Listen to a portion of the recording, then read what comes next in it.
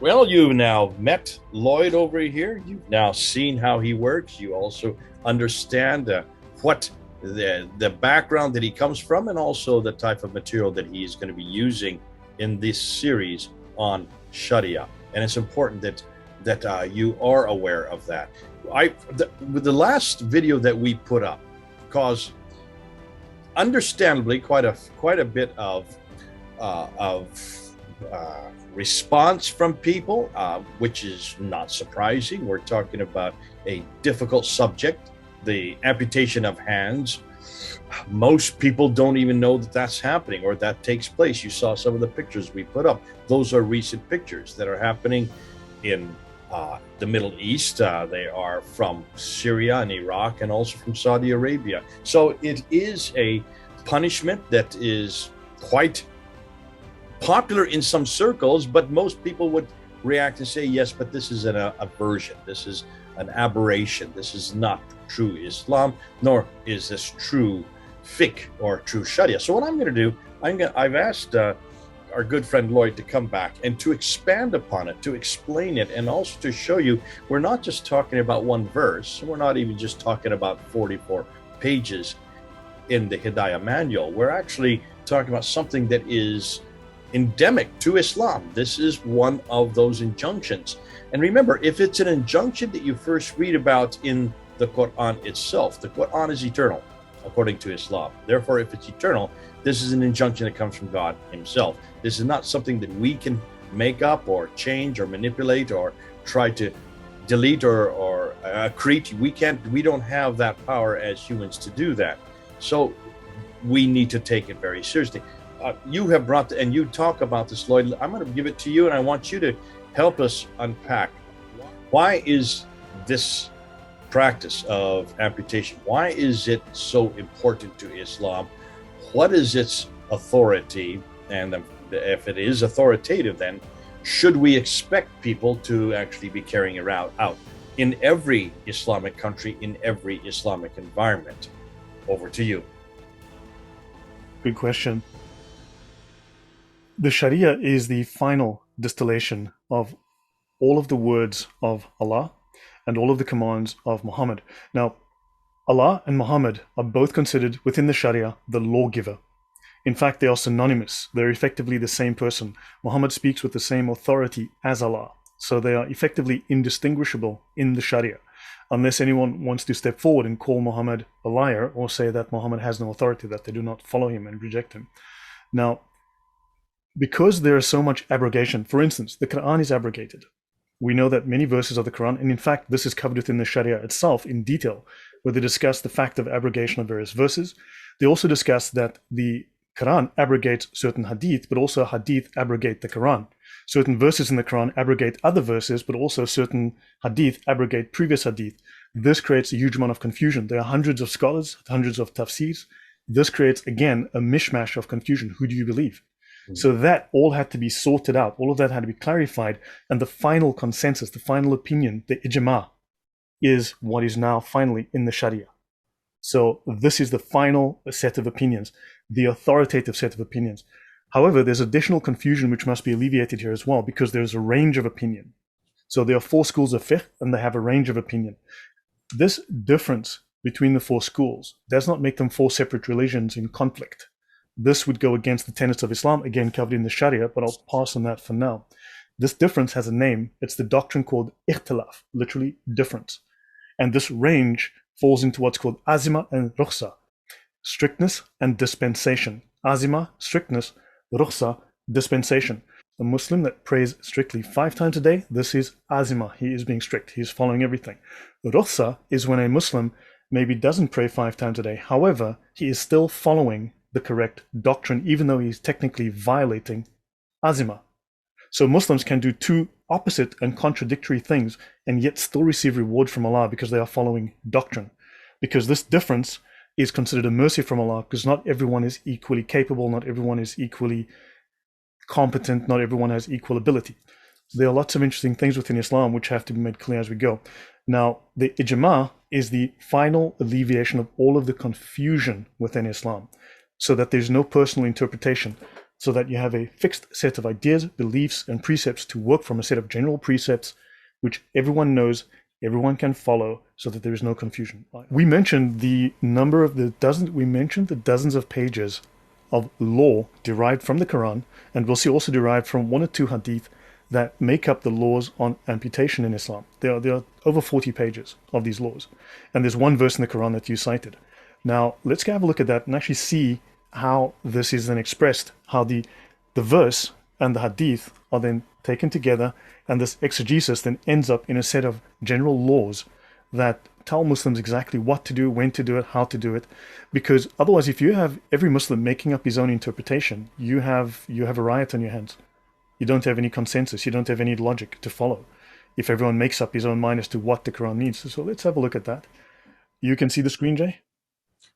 Yeah, so this is the Hidayah, and just so people know, this is the jurisdiction for the Hanafi school. The Hanafi school are known as probably the most popular school today. About a third of all Sunni Muslims would follow this school, and so that's why it's important, because it is probably the most popular of all of the manuals for the different four schools, the Hanafi school. And you're going to look at it now. That what I understand, there are a number of volumes. How many volumes? This is volume 2 that we're looking at this point. Are there 4 volumes, or are there more than that? There are 4 volumes. There's roughly 2,650 plus pages.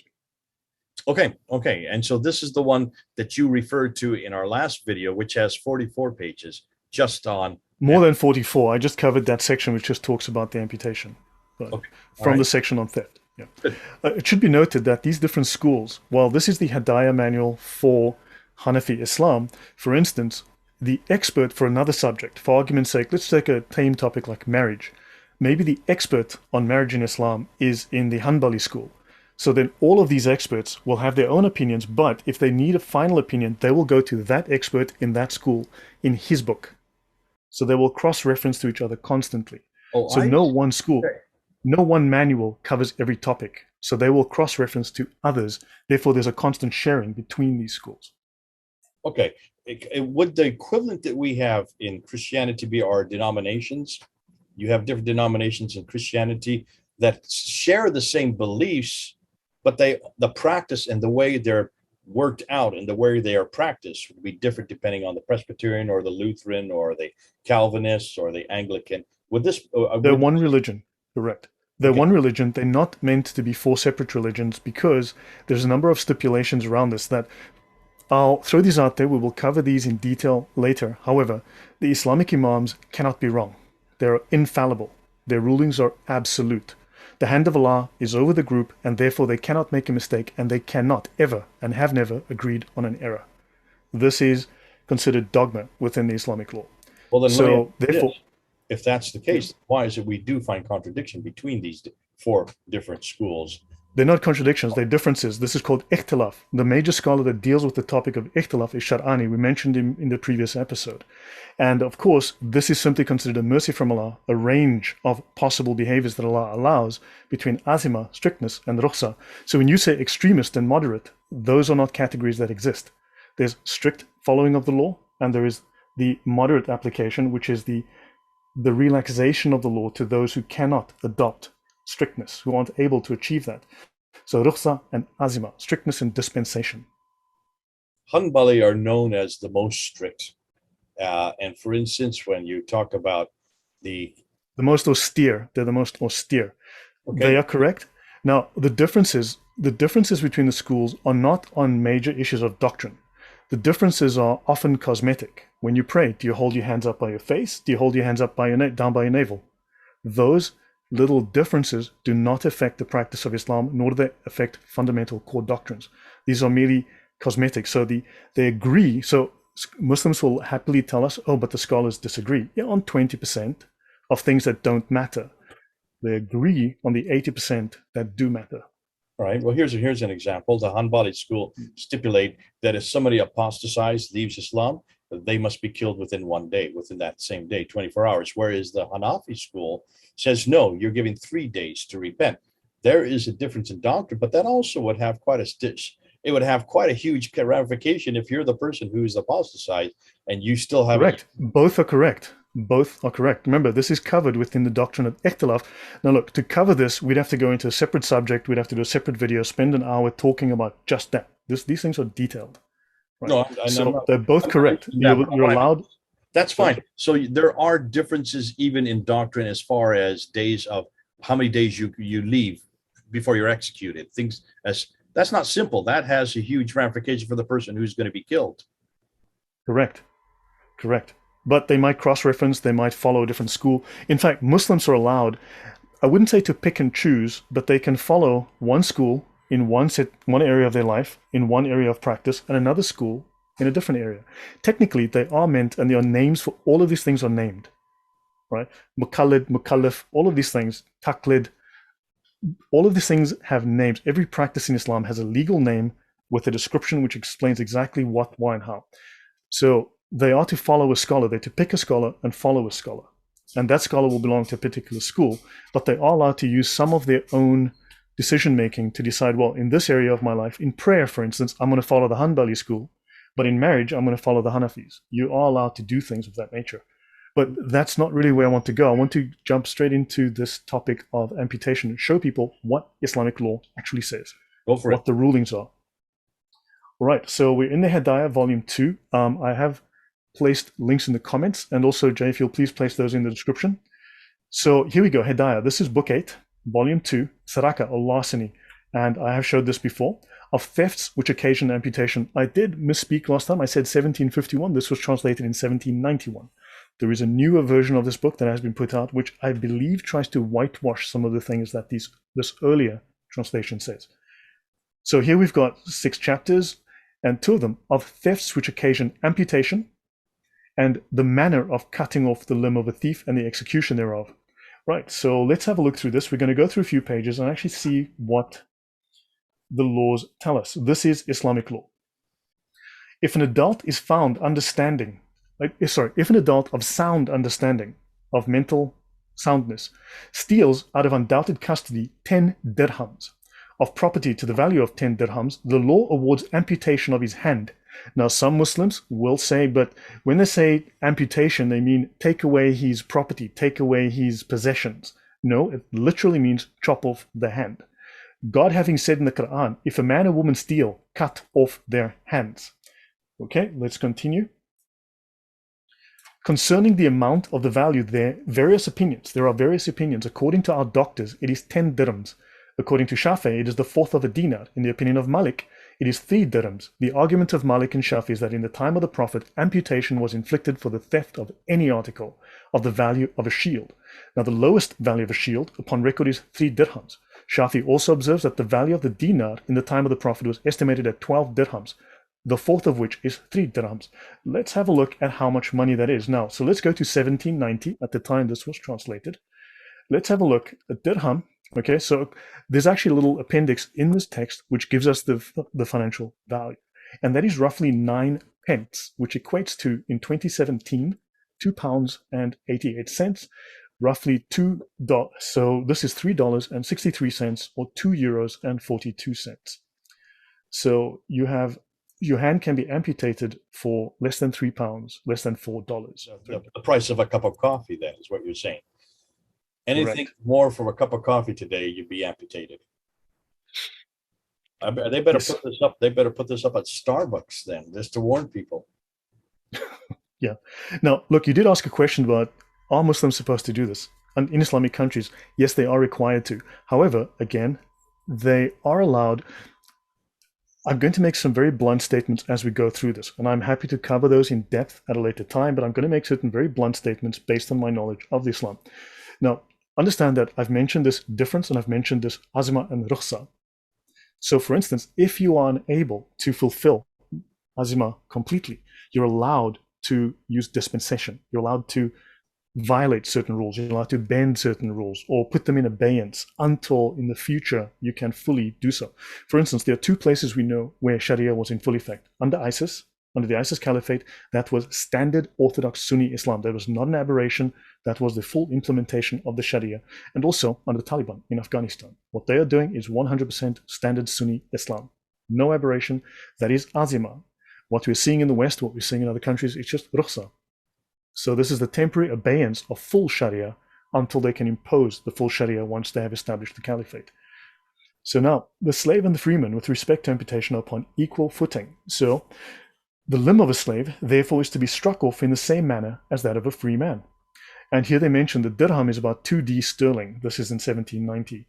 So the value of the dirham is, and they just speak about it here on this page. And of course, I've just mentioned to you what those values are. Let's continue here. So punishment is due upon a single confession. Amputation is inflicted upon a single confession, according to Hanifa and Muhammad. The argument of Hanifa and Muhammad is that the theft is rendered apparent by a single confession, which suffices. So if one person says he did this, you can have your hand amputated. Amputation is inflicted upon the testimony of two witnesses. Single confession, two witnesses.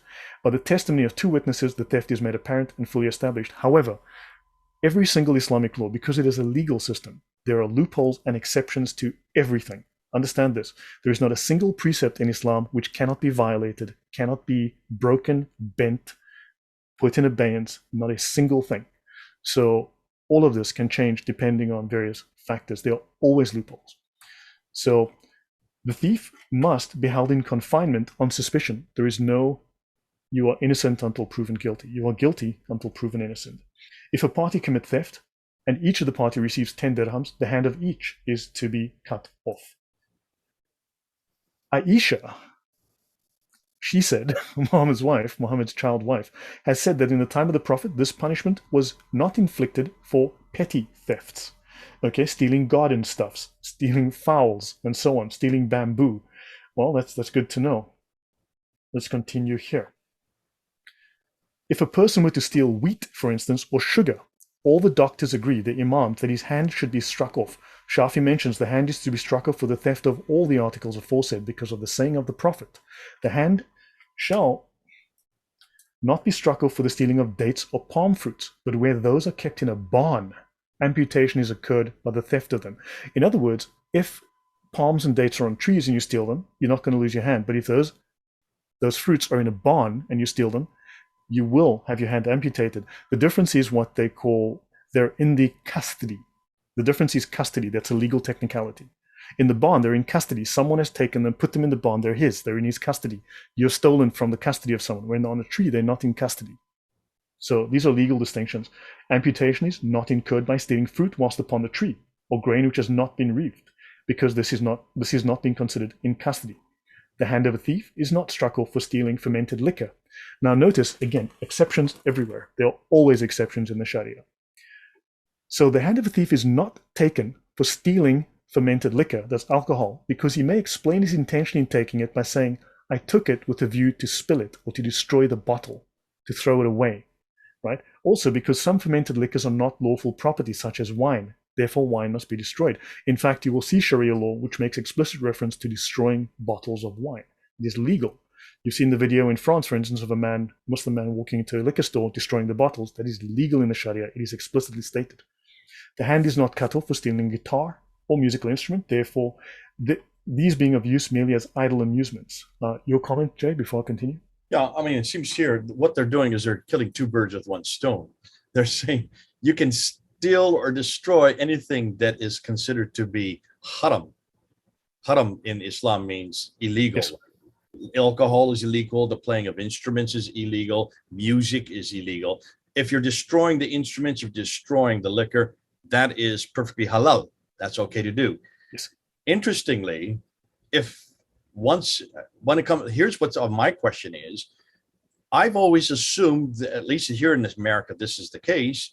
If a tree is on the land that belongs to a person, like a farmer, you cannot take the fruit off that tree because that tree belongs to that farmer. But what this is saying is all land it belongs to everybody. So anybody can pick any fruit they want off of any tree or take any harvest they want off of any field, because it doesn't belong to anybody. It's only once the farmer has done so and stored it, then it becomes illegal. Isn't that interesting, the distinction? Only then it becomes a major crime. Yeah, then it's a completely, remember, Islam is a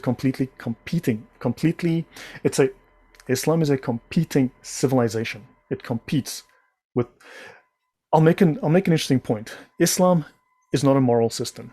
In the West, we have what we call morals. We have a moral system. Islam does not follow that convention. It doesn't have a system of right and wrong. It doesn't have right and wrong. It has legal and illegal, and it has legal exceptions, which can make the illegal legal. Yes, fascinating though, because it seems to be saying in one case, don't take of this person's fruit because he has picked it already. However, feel free to go to this person's field and take whatever fruit you want, because there's no such thing as owning of trees or owning of fields. Well, that's what I'm hearing it's here. still that would fall in a different category of crime, because this would fall, I think, into fraud or theft. That would fall into fraud rather than theft. You're defrauding someone rather than stealing from them. So therefore, you're not guilty of a crime which causes amputation. That's the difference. So there are going to be some details. There's a law coming at a later time which says do not take fruit from trees because that tree belongs to that person. It just doesn't say do not, in this case, don't amputate the hand. Yeah, let's focus on that. Let's just work on that premise for the moment until we go into more detail at some point.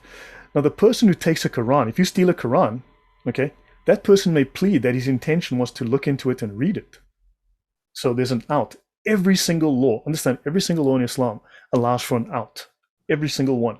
There is no amputation for stealing the door of a mosque. Thank heavens. I'm not sure if that's a common crime in Islamic countries. Amputation is not incurred by stealing a crucifix, even if it's of gold, nor by stealing a chessboard or chess pieces of gold, as it is in the thief's power to excuse himself by saying, I took them with the view to break and destroy them as things prohibited. If a crucifix be stolen out of a Christian place of worship, amputation is not incurred. So hence, this already shows us that they are happy to allow leeway for the desecration of Christian places of worship. Amputation is not in all kinds of yeah. I mean, you can just see the ramifications for any other religion that is in a Muslim context. Everything is open game to them. They can take anything they want from our churches. There is no, exactly, this is not a crime. Yeah, it is not a crime. It incurs reward for them. It is not considered a crime. And remember, this is the law of Allah. This is greater than the law of man. Therefore, it supersedes everything in Western law.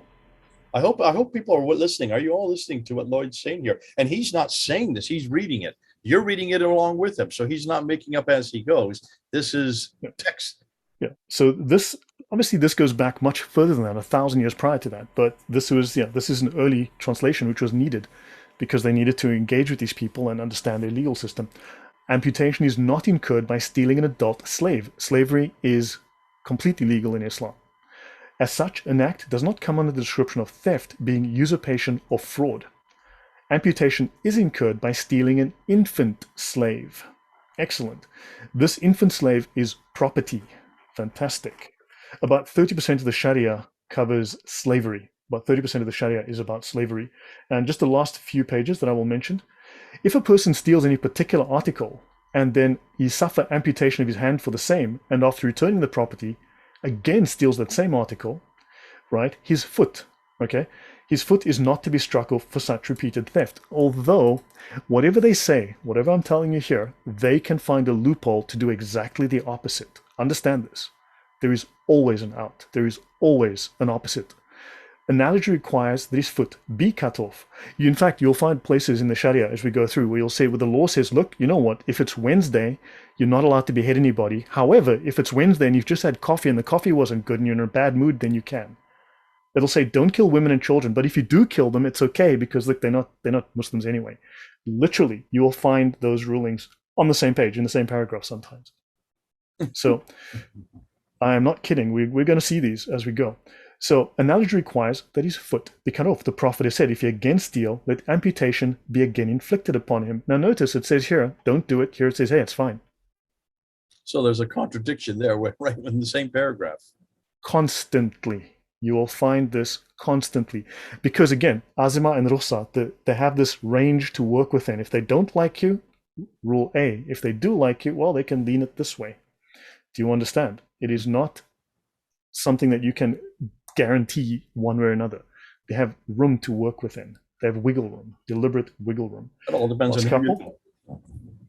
Correct. So let's have a look at just the last few, just to clarify this. So amputation is repeated by cutting off the foot. So they can amputate. Okay, so great. They can do repeated amputations. If a person steals anything from the property of his father or mother, his hand is not cut off. Well, that's great to know. Okay, and they have various rulings. If a person commits a theft upon the property of his foster mother, his hand is cut off. Okay, so, well, great. And I believe this if a thief breaks through the wall of a house and he enters the house and takes the property and he delivers it to an accomplice standing at the entrance of the hall, amputation is not incurred by either party, because the thief who entered the house did not carry out the property, and that property, before his coming out, fell into the possession of another. These are technicalities, which possession is regarded, and the other thief has not committed any violation of custody, as he did not enter into the place of custody, and hence the full sense of larceny is not applicable. However, this changes if the guy walks outside, hands it to the guy. Hold on a minute. So I'm getting this correct. You went through that really quickly. So basically what you're saying is if two people go into a house, one stays outside, the other goes in, steals the laptop. Let's say steals my laptop, gives it to the person outside the house. He's standing outside the door and they're both caught. Nothing happens. Yeah, but if the other guy outside sticks his hand into the hole, takes the laptop, pulls it out, right, then he's liable. Then he's liable. Okay, this. I mean, you can see where jokes can be made about this. You can have whole series of, or you can have entire films done on this, and people creating all kinds of gangs. Yeah. They do this all the time, but one person stays outside, the other person gets inside, does the stealing. Neither of them are, both are caught, but neither of them are found guilty. Yeah, so there are rules depending if you're inside and the other guy puts his hand through, or you are inside, you put your hand to the outside, or he comes in or you go out. The law changes depending on these minor technicalities. For heaven's sake, stay outside. Yeah, got it. Yeah. Now, finally, just the last few notes. These are just the last couple of pages. Yep. Last couple of paragraphs. This is the grisly part. This is the manner of cutting off the limb of a thief and of the execution thereof. Some of you may not want to go on any further than this because it does get grisly. But this for those of you who have strong stomachs, go ahead, Lloyd. Help us. How do you actually do it? So the right hand of a thief is to be cut off at the joint of the wrist, and the stump is afterwards cauterized. The amputation is on the authority of the text of the Qur'an formally quoted, and it is to be the right hand, on the authority of the reading of Ibn Mas'ud, who reads the passage alluded to, cut off their right hands. Now, what you'll notice is that within the Sharia, within the legal texts, very often, they don't necessarily name the particular verse or the hadith. They'll say, in the hadith that says, because if you don't know, you don't know. But if you're a scholar, you should know. So this is for insiders, right? The amputation is particularly directed to be performed at the wrist because the word yed in the Quran signifies the whole arm up to the shoulder. And the wrist joint is included therein, that it is certified, wherefore in that sense the text is followed, blah, blah, blah. Moreover, it is related of the Prophet that he ordered the hand of a thief to be struck off at the wrist. So they're taking here the sunnah. The cautery is to be applied at the stump because of a precept of the Prophet, cut off the hand of a thief and cauterize the part. Now, very little of the hadith and very little of the Quran are actually ever quoted within the Sharia. Very little. And I can assure you that what appears within the Sharia of the Quran and the hadith are what is not abrogated. This is what is left over after all of the abrogation. So this is with a view to warning and deterrent, but not destruction, not death. They use the term destruction very often for death. If the thief who has thus been deprived of his hand again commits a theft, his left foot is to be cut off. You cannot cut off both hands because then he cannot feed himself, he cannot function, and therefore he can die. And the aim is not to cause him to die. You're meant to warn him and deter others. Okay? And for the second, the left foot may be cut off. It states here. Although I'm not saying it's impossible for them to actually go and cut off the second hand.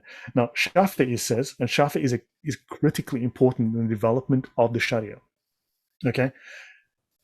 Cut off the one of his limbs, and if again commit the same, cut off another limb, and if again commit the same a third time, cut off another limb, and if a fourth time another, and if he commits a fifth time, put him to death. There's also an ordinance of Muhammad, still more particularly according with the tenets of Shafi'i upon this head, which is mentioned by Abu Huraira. Now they're mentioning a hadith. And this is the final notice that I will make. Let me check. Yeah, this is the final thing I'll mention. The Prophet said, whoever commits a theft, his right hand is to be cut off, and if again commit theft, his left foot, and if again, his left hand, and if again, his right foot. So now you're going again against this whole idea that no, you shouldn't cut off both limbs, but if you need to, you can. So they can go to either extreme. This wiggle room is consistent throughout the Sharia. The third theft is an offense in the same degree as the first, and is even more atrocious, whereas for the third offense, the law awards punishment in a superior degree.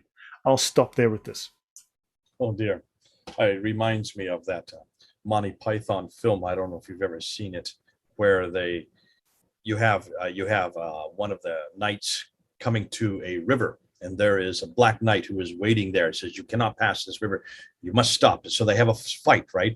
And he first cuts off the first hand, and so the guy picks up the sword from his left hand, and they keep fighting, and then he cuts off the second hand, and then he cuts off the leg. So he's only bouncing on one leg. He says, why? What's wrong? Yeah. Why aren't you fighting me? Why aren't you fighting me? He's going to use his mouth. That's all he has left to defend himself. And he's still yelling, oh, you're afraid of me. You're afraid of me. It sounds like this after a while. The question you would ask is, once you've cut off the two hands, how can you keep thieving?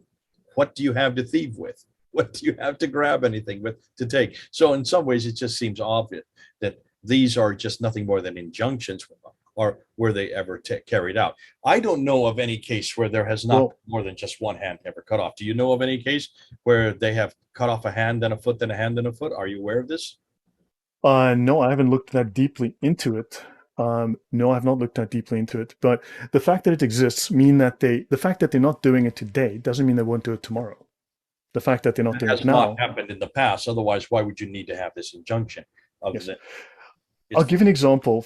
For instance, think of ISIS. When someone who belonged to ISIS, who lived in their territory as one of their members, if they did not go to prayer, there are reports that they would find baskets of heads, buckets of heads all over. Like, for instance, in places like Raqqa, people would find these for people who were beheaded for not obeying Islam well enough, for not following the Islamic law well enough.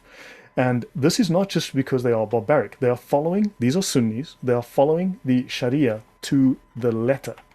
For instance, this is in the Reliance of the Traveller, the most common, the most popular Islamic law manual in the world.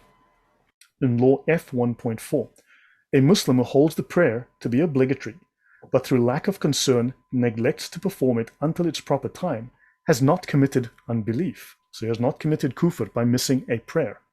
Rather, he is executed, washed, prayed over, and buried in the Muslim cemetery. Wow. Wow. Wow. ISIS followed this to the letter. That's the Shafi school says that. This is all the schools say this. They will have ranges, variations on this. For instance, is for the Shafi school, though, isn't it? These silos between the schools are more of an illusion than a reality. Remember, they will cross-reference to each other. For instance, Shafi might be the... For instance, you're going to have specialists in various fields. Now, certain scholars might be very good at, like I said, marriage. So maybe they didn't have time or would not had an interest, or a different scholar from a particular school developed very good doctrine that became extremely popular and was really, really well regarded. So they'll just take his doctrine and use that instead. They won't write their own. They won't use their own. They'll just go straight to his. Understand? So the Shafi doctrine is valid. This is the ijma, the consensus. This is what is agreed upon by all the schools, by all the major scholars, and they can never be wrong. Okay, just the last part that you have up on the screen there. If he is asked to repent, however, he does not get executed. So all you need to do is repent if you're caught. What if you do it twice, 3 times? You repent each time, I assume. Do they have unlimited forgiveness? No, they do not. Because we know for a fact that in ISIS, people had their heads chopped off for this crime all the time. So either they did not repent or they got their head cut off before they were given that chance. Because if you go to the Hanbali school, for instance, you have 1 day. You said, no, in the Shafi school, you have 3 days. For instance, if you are guilty of ridda, of blasphemy, blasphemy and of apostasy. However, you have the option of 3 days. You could kill him on the spot.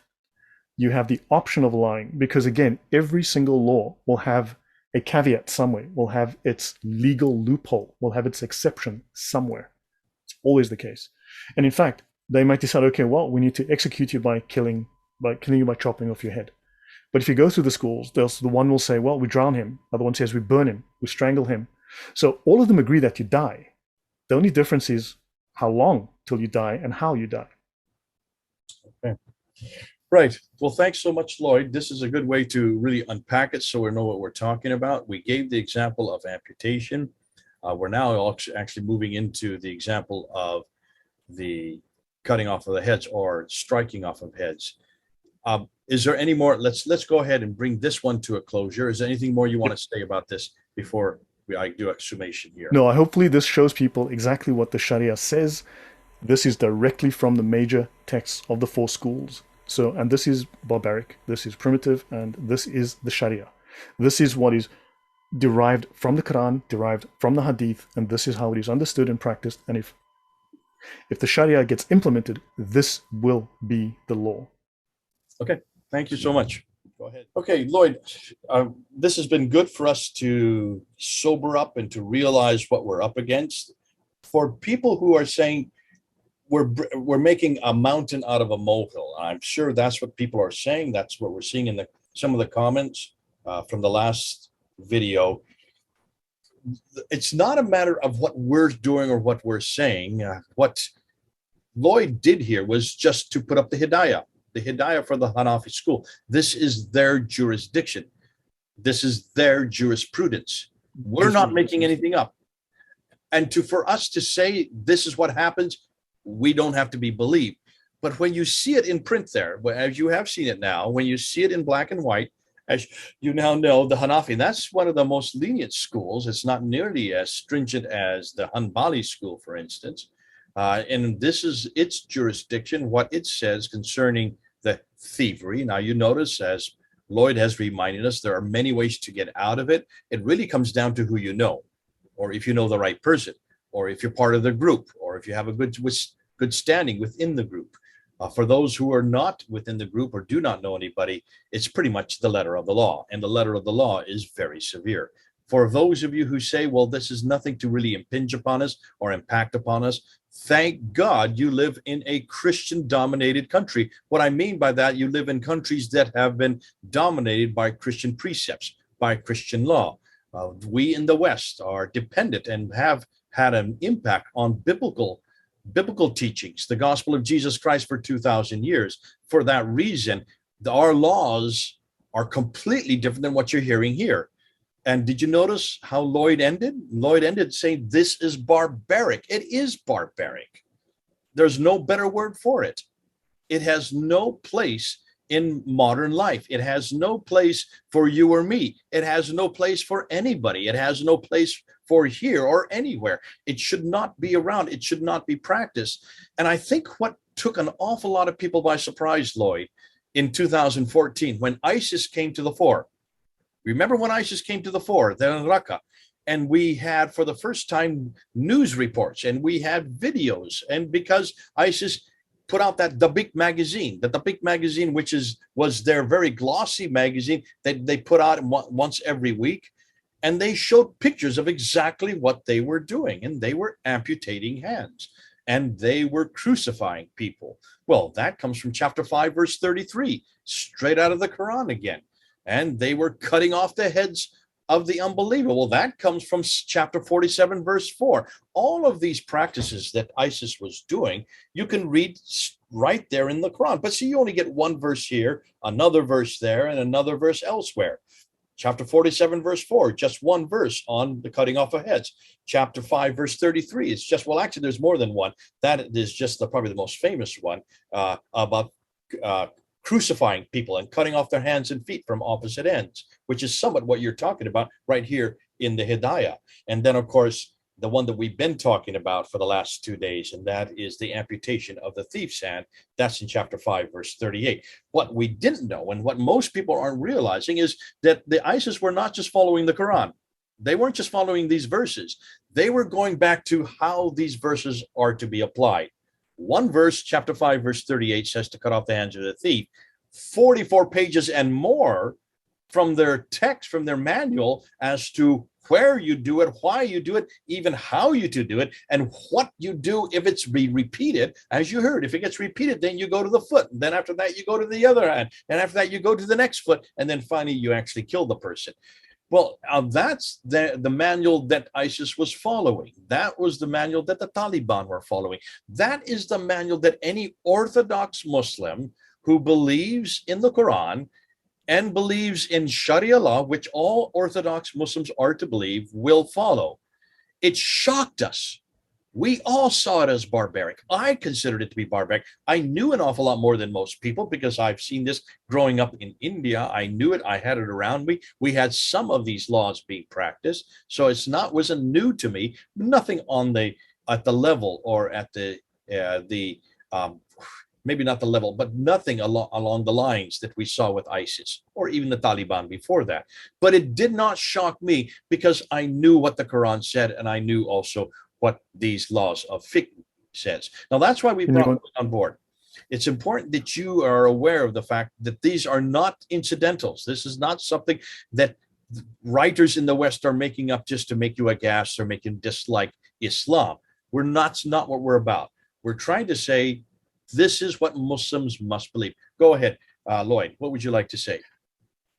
Can you understand now why Muslims will never engage with and discuss the Sharia, why they insist on taking everything back to the Qur'an, why they throw their scholars under the bus at the first mention of Islamic law, why they will want to force us to talk about the hadith because they are contradictory hadith, they can go in circles. They are contradictory Quran verses, they can go in circles all day. However, once you go to the Sharia, it is the ugly truth of Islam in black and white. This is the hard backstop. This is it. There is no disagreement. Right. This is the final interpretation. And Muslims do not want this to become public. And this is why it must be made known so that we can know the truth and know the facts. Good. Okay. Well, as you can see, I'm so glad I'm a Christian and I'm not a Muslim. Thank God we don't have these kind of laws. Some of you may say, yes, but you have laws like this in Judaism, in Mosaic law. Thank God I don't follow Mosaic law because of Matthew chapter 5, where Jesus said very clearly, I have not come to destroy the Mosaic law. I have come to fulfill it. And then he gives 6 applications of how he actually fulfilled it. That is a whole talk just in and of itself. Thank God I follow Jesus. I do not follow Muhammad. It's so good to know that we do have an alternative. And I'm so glad that I live in a country that does follow the precepts. I'm not saying this is a Christian country. Don't get me wrong. That's not what I'm saying. What I'm saying is the laws and institutions, the Constitution, are based on biblical precepts, which are not barbaric, nothing like what we're seeing here in the Quran. Thanks so much, Lloyd. We're going to have a lot more of you unpacking these for us. This has been good for you to come and actually give us the reference points so that we can know where is it we get our authority, or the Muslims get their authority from. All right. Lloyd over here, myself, he's in Poland, I'm in the States. Over and out. Thank you, Jay.